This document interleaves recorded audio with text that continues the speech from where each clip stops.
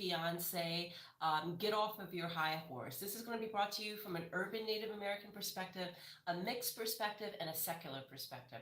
So it's been a couple of weeks since I've done a review. I was, down. I was laid up. My back was killing me, and I was like, okay, I just cannot do the reviews this week, so we're going to catch up. I'll bring in a little bit of last week's episode in as well, but this is mainly going to be focusing on last night's episode. So, all right, let's go ahead and get started. Well, a little bit last week, Eve's friends met up with Muhammad, right? And they got their, they're wearing the kind of attire. Like he's thinking they're like all dressed up for him. But honestly, these are women who look like they have careers and maybe a little bit of money in the bank and are living their lives. And I just do not understand why he thinks that they are dressing up special for him. They look like they got the girls out every weekend. They just look like they enjoyed their lives. I just, so he's really uncomfortable with them, and he's kind of like, looking at them like, oh, you're trying to challenge me, you're trying to make me uncomfortable. But it's like, I understand on his side that he does genuinely seem uncomfortable, but that's what moving to a new country is. It's getting outside of your comfort zone and being around people in a new culture and new places. Now, Eve seemed to be a little bit surprised about his behavior, but I'm like, Eve, girl, how did you not really kind of figure out that he may be like this, or at least have a fear in the back of your mind? See, I've heard so many girls say, like, when they're dating somebody from a different culture, that from theirs, especially when they come from a patriarchal culture and you do not come from a patriarchal culture, like, oh God, their biggest fear is like, oh no, he's going to make me do this, going to make me do that. And so you always hear that kind of fear. And I never hear that kind of thing. I never heard her say anything like that. She just seemed kind of like, he's going to come and everything is going to be great. Or well, maybe because her son has special needs or has special needs, that maybe her focus was more like how her fiance and her son would interact versus, oh, he's going to try and change me into a Muslim woman. So now fast forwarding over to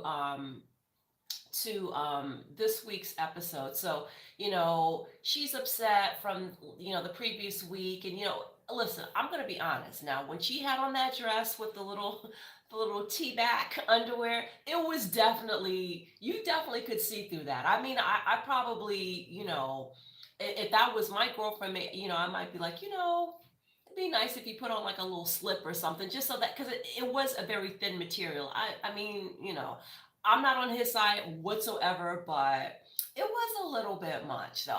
Just a little bit. I know not everybody is into long sleeves and high necks and stuff like that. That's my own personal fashion, but just like when it comes down to like the see-through stuff, I would be like a little bit more careful. But I think if he had not made her feel like, okay, you need to convert to my culture. He's not saying I want you to convert to my religion. He's like, I want you to convert to the culture in a way, the way that he expects her to dress and behave and stuff like that. So I think that's why she's so thrown off. I think if it was a normal situation where he wasn't trying to change her, and he says, hey, you can kind of see through that, then she might be like, oh, you know what? Actually, yeah, you're right. Let me go ahead and put on another layer or something like that, right? I think that's what this is.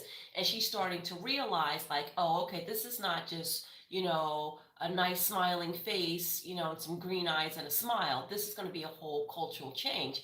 So it's so interesting. I just like this season, I have to say, it's just so fascinating. So we have two Muslim, not panelists, or two Muslim cast members on this season, as well as we have a Native American woman. And you would never, in my wildest dreams, I would never think that the Native woman would be with the Muslim guy. It's so wild to me. So anyway, I was thinking the most like contentious thing with their relationship was going to be that he feels like he's got to babysit, but now he just kind of expects her to be at home, and like he knows that she has girls night outs, or however you say that, girls night out, whatever, plural.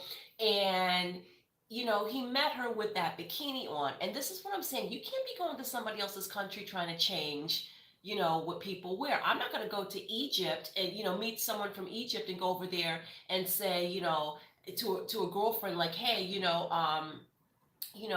girl, let loose. Take off that hijab. I mean, it's okay to stroll through the streets of Cairo like, the way you would like at Daytona Beach. That's not going to work. Like, I wouldn't even think, my mind wouldn't even be to go in that direction because I'm not going to go and try and change a culture. I know that if I'm going to Cairo, that, hey, I'm in Egypt and I got to get with the program if I'm going to live here and I'm going to survive here and have a romantic partner here. Like, it just doesn't make any sense. So, anyway, yeah, he's already mad at her friends, and now he wants her to go to the mosque. And I was like, oh my god. I was like, he was like, you know what? I thought this was gonna be chill. He was gonna watch my kids. You can go to the mosque over there on Fridays, do your little hand washing and your little prayers, and then come home and take care of me. But she's realizing that he wants her to like cover up like that. She's Native American. Let me tell you, we don't do that. We do not do that. So I'm thinking, girl, what were you thinking with this man? I don't know. And if he really wants to be here, he's got to decide. All right, are you in love with this woman? Because I think he genuinely is attracted to her. I still am. I still believe he's fluid, but I do think he's attracted to her. But I need to know, is he like attracted to her and in love with her and wants to be with her, or is he just like, does he need his green card? Because if you need your green card and that's the main objective, then you know what, you need to play your position, which is you deal with whatever you got to deal with, as long as it's nothing like abusive or disrespectful or something like that. Deal what you got to deal with until you get married, get your green card, and then leave if that's what you want. I mean, if that's the objective. But if the objective is to genuinely be in love and to work out the differences between two people from two different cultures, two different ethnic groups, two different religions, two different everything, two vastly different age groups, then you are going to have to put in the work and realize that you are not in the Middle East. It's just, I mean, it just kills me with these guys coming over here thinking that they can, that there's no changing that has to be done. And of course, there is an adjustment, there's a give and a take, and some compromise that has to happen on both sides. But, you know, um, even though, yes, he's left everything that he knows that's familiar to him, you can't just go and think you're going to change a woman in her 40s. You're in your 20s. Like, sit down. He just needs somebody like to wipe his butt and give him food. Like, he needs a mother. I don't know. Do you need a mother? Do you need a green card? Do you need a lover? Do you need, like, what do you need? I'm not sure what Muhammad needs. So he doesn't even want her to go out. Like, he's like trying to give her a guilt trip because she wants to go out. It was just nonsense. I'm like, Eve, girl, you're gonna have to like wrap this up. Either you're gonna have to get him like kind of to fall in line with like, be like, look, this is what it is. I mean, you're obviously the boss in this situation because of everything. I mean, all the factors included. So you're gonna have to let him know that he's gonna have to get on board and he's gonna have to leave. You're not gonna sacrifice yourself and cover yourself up and do all of this nonsense for someone who, listen, if you're not, we are raised with, we're very free women. We don't, listen, please, we don't do all of that. So if that's what he wanted so bad, why did he click on the American woman, who comes from a very free background, who's older than him? She has more sexual experience than you, more relationship experience than you, everything. She's raising a child. She has everything more experience than you. I just do not understand it. He needs to decide what he needs to do. Does he want the green card or does he want love? All right, so let's move on. Let's go on to Miona and Jabri. So they go to Chicago to meet up with David and the rest of the group, the Black Serbs, and it's a happy, warm reunion until he starts going to Miona, like, that's my boy, I'm looking out for him. And it's so funny because like she does the black fishing and he's got the black scent. So it's like, it's interesting who Jabri kind of surrounds himself around. Like, I'm still not with the whole black fishing look, like the overly tan and the curly weave and stuff like that and the big lips, and that's not my thing. I'm definitely not into that. I don't like when people try to take on someone else's culture. You can still be into the Kim Kardashian look and stuff, like, well, maybe you can't without black fishing, I'm not sure. But Miona, like, her personality, I actually really like. I think she's a pretty cool cucumber. She doesn't seem, anything, terrible to me. I mean, she seemed like she had a pretty good life back in Serbia, and she's expecting that here too. But unfortunately, she, decided to get with a young man who doesn't have anything to provide. but I do feel that Jabri honestly really does love her, and I feel that she loves him too. So, they're both kind of like, obviously Davi really loves Jabri, and Miona loves Jabri, so they're both kind of like fighting for this person that they love. And, they're from the same culture, so, sometimes they can sniff out other things about each other, so they don't like each other, plain and simple, right?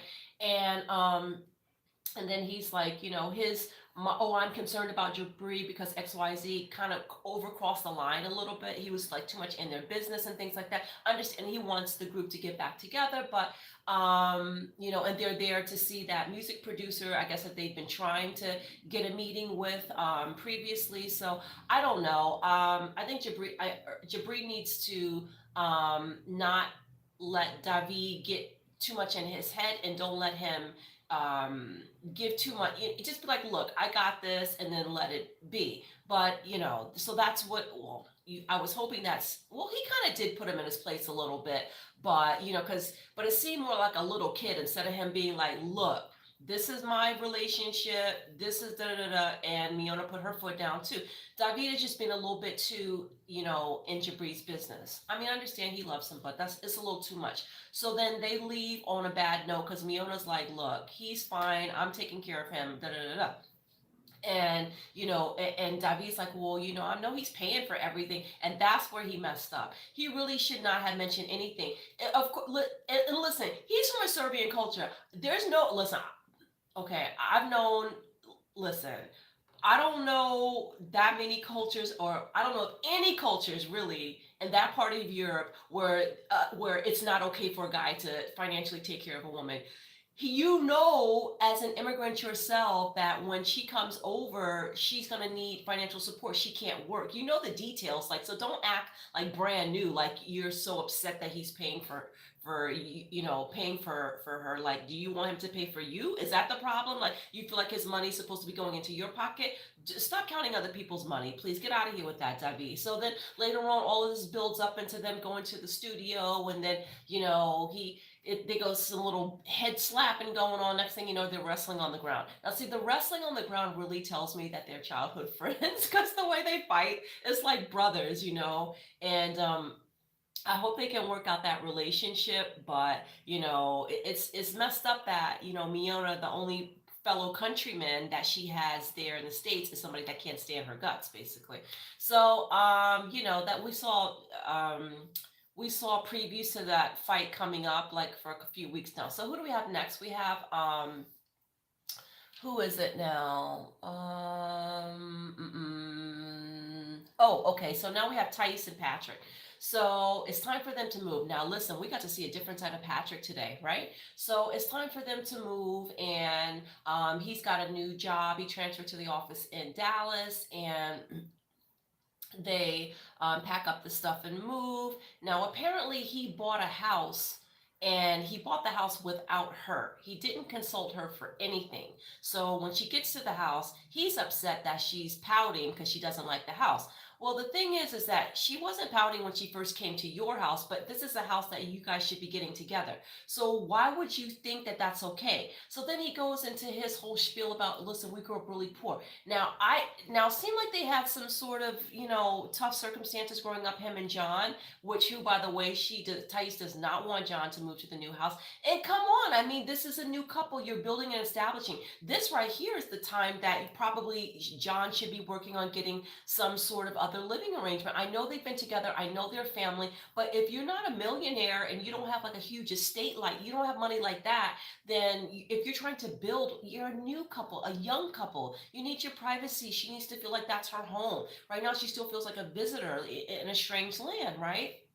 So so yeah, they move in, and she starts saying like she's not happy with this and happy with that, because basically John is getting the entire second floor. Now she went from thinking John's gonna get his own place to, oh my God, John is gonna be living on this second half of this house. So I can't even go upstairs and do stuff upstairs, because that's gonna be like his area. So, I mean, I'm with her. And then he goes and, he says that, we grew up, in a trailer park and, a trailer home, and we had to share, it was like several children sharing rooms and things like that. And that's tough. So I understand that he's very happy about where he's been able to manage to get himself up to, like, the level and everything. But, um, you know, it doesn't seem like she grew up in a trailer park with 6 kids. I mean, and he's like, well, and he kept saying, well, it's better than Brazil. It's better than Brazil. But you are promising something. You are presenting something,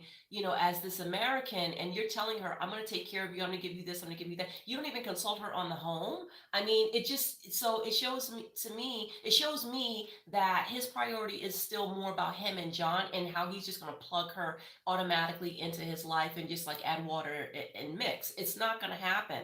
And he feels like that she's ungrateful and stuff like that. And maybe she is a little bit, but you know what? Hey, you would have had this conversation previously. You could have easily been, you could have went on to redfin.com, okay, and you could have been like, okay, these are the homes, this is what it looks like in Dallas, this is the, something, right? And there was just no, like, how do you just up and buy a house with the fiance there and not even talk, like, that was just beyond me. And he was like, well, you know what, you're gonna have to deal with it. That's it. That this is what it is. Because if she doesn't like this, then this is not going to work. And I was like, now of all the times to put your foot down, this is not it. You're clearly in the wrong. Clearly in the wrong. All right. So now let's go to Kobe and Emily. Oh God. All right, so Kobe is just, I'm not a big fan of. Now, Emily, she is a little bossy. I'm not gonna lie, she is a little bit on the bossy side. But when it comes down to the childcare stuff, you can't really even say that part is bossy. Maybe with other stuff, but how can like, the man, you come here, you don't have a driver's license, you can't drive, you've never taken care of a baby before. Like, what do you expect? I mean, he needs to be more in a fallback position, but because he has this, I'm an African man, this dominance kind of thing, he doesn't like her telling him anything. It's like, you don't know how to do these things, so you have to humble yourself a little bit. Yeah, her delivery could have been better. I agree in certain situations, but like, especially when it came down to the shoveling the horse dung, right? So, they go in there, her and Kobe and her mom, and she's trying to tell him how to do it. Now, yeah, she was going a little bit too much, but if he would have just had the, like, he's saying, okay, I know I can't work, so I want to at least show that I'm willing to, contribute somehow. And the farm is, obviously labor intensive. So her mom seemed to appreciate that. But he wasn't willing to listen to what to do. You just said it. They don't even freaking have horses, or horses are very rare in your country. So it's not an indigenous animal. So it's not like something he grew up around and knew how to do. He has a poultry. So what? His dad has like a chicken place or something. That's very different than horses. So just take your time, listen, learn, like, it's a large animal. You want to be careful. I just didn't like that. He's so like, don't tell me what to do kind of thing. It's not telling you what to do. You're volunteering to do this thing that you don't know how to do. So therefore, you're going to need instructions. Like, what is wrong with this guy? So then, he just gets tired of her, and she should have backed off at that point. I really do think she should have just been like, you know what, fine, go ahead, don't get kicked by the horse, and don't drag any horse crap in the house on the floor, right? Just let him go, since he thinks he knows what he's doing. And then at that point, she's trying to tell him, hey, listen, I'm just trying to help you. And then he tells her to STFU, right? We know what that means in the emoji little text messaging world, right? He told her to shut the F up. And I thought to myself, oh, okay. All right, so now we're starting to see. We're starting to see a different side of him.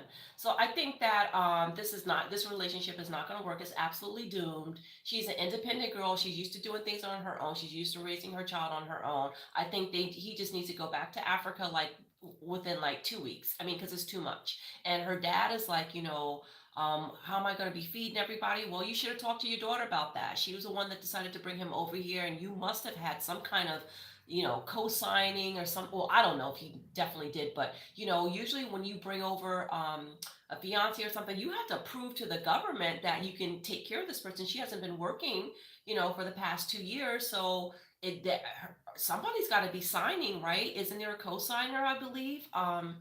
So that's a mess. All right, and then the last couple is Shida. Shida and what's his name? I don't even want to say his name right now. He just gets on my nerves so bad. Mr. I'm so, clean, I have what did he say? He has OCD or whatever. That I'm still not convinced that that is not one of the houses that he stages and he shows. I mean, I don't know if it's right or not, but it just seems like a little bit too much. Yeah, she shouldn't have left the water on the floor and stuff like that. But here's the thing, when you treat people like crap from the beginning, when they do little stuff like leaving too much water on the floor, then it becomes a big thing. Because had he treated her like a human being and had he picked her up in the car that he actually normally drives in, had he taken her to the house that he actually lived in from the beginning instead of playing all these tricks and these games and treating her like crap at the mosque and all of that stuff, something like water would be like could be a last straw for her. Like, he just wants this beautiful, gorgeous, flexible, skinny woman that, only he can look at and nobody else can look at and all of this stuff. And I'm like, Shadow Girl, like, why are you still here with this man? It's I getting to know people is, it's a difficult thing, especially when you just move right in, right? And then you have to get to learn each other's hygiene habits, living habits. It can be difficult, right? And those are challenges. But when you have someone that's a complete arsehole from the beginning, then it doesn't, I don't even care that she left that water on the floor. I wish she would have taken a bucket and thrown it all over and let the whole foundation rot. I wish she would have, because I just can't stand him. I just cannot stand him.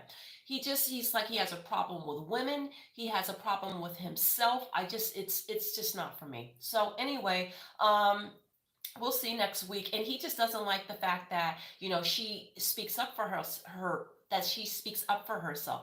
I mean, she's like, she's a Caribbean girl. I mean, Caribbean girls, they know how to tell you what's on their mind. And not the Caribbeans are not known for their shyness, and not to say you can't be Caribbean and shy, but he knows what's up. He's been to the Caribbean. Like he's acting so stupid and so brand new. I cannot stand this guy. I cannot stand him. So hopefully next week she'll go off on him again. It's too early for me to be making all my predictions about who's going to last and who's not going to last. It's way too early right now, but I'm definitely crossing my fingers that she just like completely ditches this guy. I can't stand him. So anyway, that's the wrap up for 90 Day Fiance for this week and last week. I'm going to be doing in a couple of minutes. I'm going to get off and I'm going to come back on and do Love Match Atlanta. Now, listen, guys, my holy grail, okay? My Game of Thrones excitement level show is about to start. I think it's next week, Seeking Sister Wives. And I've been there from the very beginning, from that complete shite show. So I cannot wait to review that. And it looks like we got a whole new crew of clowns, maybe like one from last year or whatever. They were probably, TLC was probably like up to here, like with all the negative comments, legal issues and stuff that they had with last year and Demetrius and, and just that awful, awful situation, abusing that poor, or allegedly, well, I don't know how, but allegedly abusing that girl from South Africa, and just it was just terrible. It was just terrible. So I can't wait for that. So we'll be doing that next week. If there's any other new shows, I will let you guys know. But that's it. So I hope everybody is doing well. Thank you so much for tuning in. Stay safe. Take care. Give it a thumbs up if you like it. Subscribe. And peace out next week. Okay.